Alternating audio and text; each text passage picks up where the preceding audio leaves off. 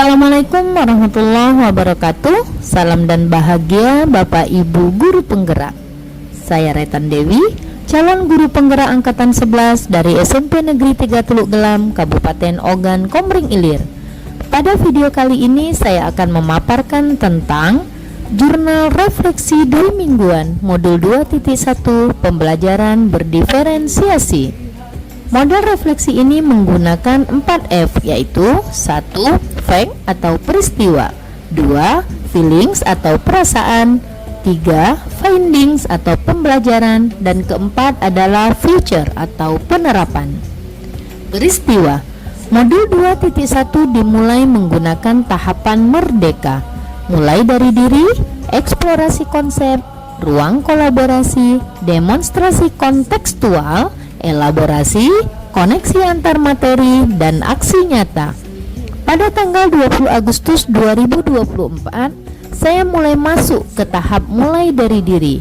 Pada tahap ini, saya menjawab beberapa pertanyaan tentang apa yang telah dilakukan oleh CGP dalam melayani kemampuan dan kebutuhan murid yang berbeda. Tantangan apa saja yang dihadapi dalam proses pembelajaran di kelas, serta tentang bagaimana seharusnya pembelajaran itu dirancang, dilaksanakan, dan dievaluasi. Kegiatan dilakukan pada eksplorasi konsep. Saya menganalisis penerapan diferensiasi konten, diferensiasi proses, dan diferensiasi produk. Setelah itu, saya berdiskusi di ruang kolaborasi yang dibimbing oleh fasilitator kami, Bu Marini Puspasari, dan didampingi oleh pengajar praktik kami, yaitu Bu Raden Ayu Komaria. Dokumentasi ruang kolaborasi sesi 1 dan sesi 2. Pengalaman mengikuti ruang kolaborasi yang melibatkan diskusi kelompok dan pemaparan analisis skenario pembelajaran di berbagai jenjang, yakni SD, SMP, dan SMA atau SMK, memberikan wawasan berharga bagi saya, yaitu 1. Mendapatkan perspektif beragam, berbagi dan mendengar pengalaman serta pandangan dari rekan-rekan bagaimana tentang skenario pembelajaran diterapkan di berbagai jenjang, membantu memperluas pemahaman saya tentang adaptasi strategi pengajaran yang efektif. 2. Menganalisis kebutuhan yang berbeda di setiap jenjang. Saya belajar bagaimana kebutuhan dan tantangan pembelajaran berbeda di setiap jenjang pendidikan, dan bagaimana pendekatan yang digunakan harus disesuaikan dengan karakteristik dan perkembangan murid di setiap jenjang. 3. Mengidentifikasi praktik baik. Diskusi tersebut memungkinkan saya untuk mengidentifikasi praktik terbaik dan strategi efektif yang dapat diterapkan di kelas saya, serta bagaimana menyesuaikan teknik pengajaran untuk memenuhi kebutuhan murid di berbagai jenjang. 4. Meningkatkan kemampuan kolaborasi. Saya berkolaborasi dengan rekan-rekan dalam menganalisis dan mempresentasikan skenario pembelajaran, mengasah keterampilan saya bekerja dalam tim, berbagi ide, dan mendapatkan umpan balik konstruktif. 5. Mengadaptasi dan mengembangkan ide. Saya bisa mengadaptasi ide-ide yang dibahas untuk diterapkan dalam konteks pendidikan saya sendiri dan mengembangkan strategi baru yang sesuai dengan kebutuhan murid saya. Hal baik yang saya dapatkan dalam modul 2.1 ini adalah saya mendapatkan pemahaman yang lebih mendalam tentang pentingnya memenuhi kebutuhan individual murid, memperoleh strategi yang efektif untuk mengakomodasi perbedaan tersebut di kelas, serta merasa termotivasi untuk menerapkan pendekatan pengajaran yang lebih inklusif dan adaptif. Hambatan. Saya menemukan hambatan seperti tantangan dalam menyesuaikan metode pembelajaran untuk setiap murid, keterbatasan waktu untuk merancang materi yang sesuai, serta kesulitan dalam mengelola kelas yang memiliki kebutuhan belajar yang sangat beragam. Solusi yang saya lakukan untuk mengatasi hambatan termasuk merancang pembelajaran yang fleksibel, menggunakan teknologi untuk mempersonalisasi pembelajaran, serta berkolaborasi dengan rekan guru untuk berbagi strategi dan sumber daya yang efektif. Perasaan. Saya merasa terinspirasi dan siap untuk mengimplementasikan strategi ini di kelas. Saya juga menyadari pentingnya memahami kebutuhan dan potensi setiap murid.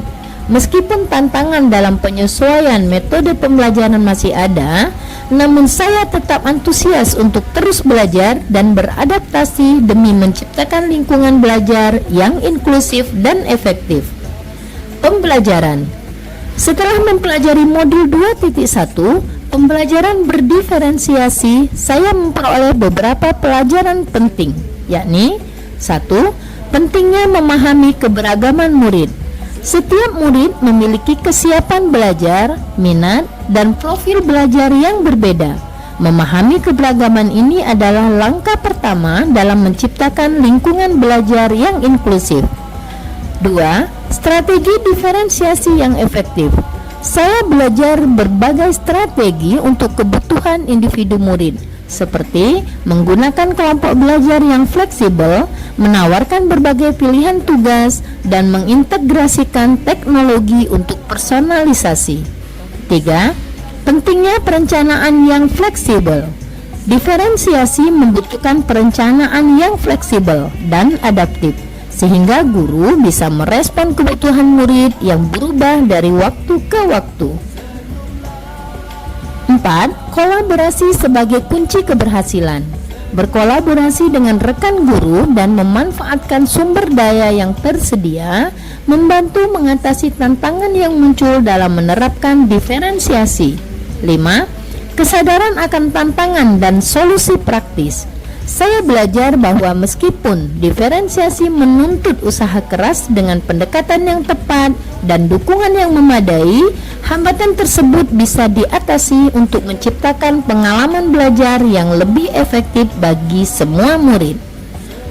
Penerapan. Setelah mempelajari modul 2.1, pembelajaran berdiferensiasi, langkah awal yang akan saya terapkan adalah 1. Mengenali kebutuhan dan karakteristik murid. Saya akan mulai dengan asesmen awal untuk memahami tingkat kesiapan, minat, dan profil belajar murid di kelas, sehingga saya bisa mengelompokkan mereka berdasarkan kebutuhan yang serupa. 2. Merancang rencana pembelajaran yang fleksibel. Saya akan merancang pembelajaran yang memungkinkan fleksibilitas, seperti menyediakan beberapa pilihan tugas dan metode pembelajaran yang bisa disesuaikan dengan preferensi murid. 3. Mencoba berbagai strategi diferensiasi. Saya mulai menerapkan beberapa strategi diferensiasi sederhana, seperti menyediakan bahan ajar yang bervariasi, audio, visual, dan kinestetik, serta memberi kebebasan para murid untuk memilih cara mereka menunjukkan pemahaman. 4. Melibatkan murid dalam proses pembelajaran. Saya akan mengajak murid untuk lebih terlibat dalam proses belajar dengan memberi mereka pilihan dan tanggung jawab dalam menentukan cara mereka belajar dan menyelesaikan tugas. 5. Memonitor dan menyesuaikan. Saya akan memonitor hasil dari pendekatan diferensiasi yang diterapkan, mengumpulkan umpan balik dari murid, dan menyesuaikan strategi sesuai dengan kebutuhan mereka untuk memastikan efektivitas pembelajaran. Terima kasih, semoga menginspirasi. Salam guru penggerak. Wassalamualaikum warahmatullahi wabarakatuh.